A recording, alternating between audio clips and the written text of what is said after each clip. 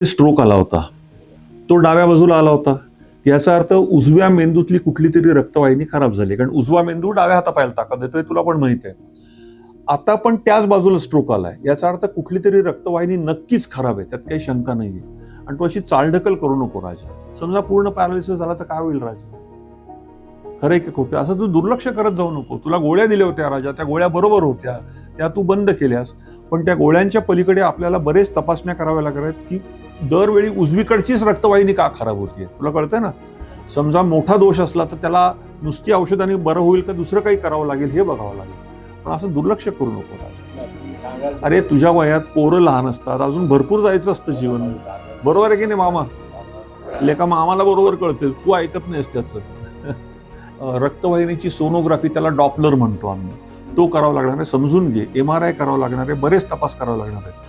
तर तुझ्याकडे मनुष्यबळ असलं तर बाह्य रुग्ण विभागात करून घेते, त्याला काय ऍडमिट व्हावं लागत नाही. पण मला सर प्लीज व्यवस्थित करा प्लीज. करूया ना, नक्कीच करूया. त्रास काय नाही, तुला एकदा स्ट्रोक येऊन बसलाय, लकवा आलेला आहे, मग तपास करायला नको का मित्रा?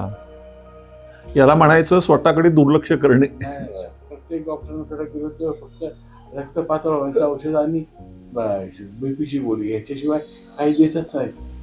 तुला जो आत्ता त्रास झालाय तो औषधाने बरा होत नाही, तो वेळेबरोबरच बरा होतो. फक्त त्रास म्हणजे जी काही खराबी झाली मेंदूला ती किती एवढं फक्त बघूया आपण.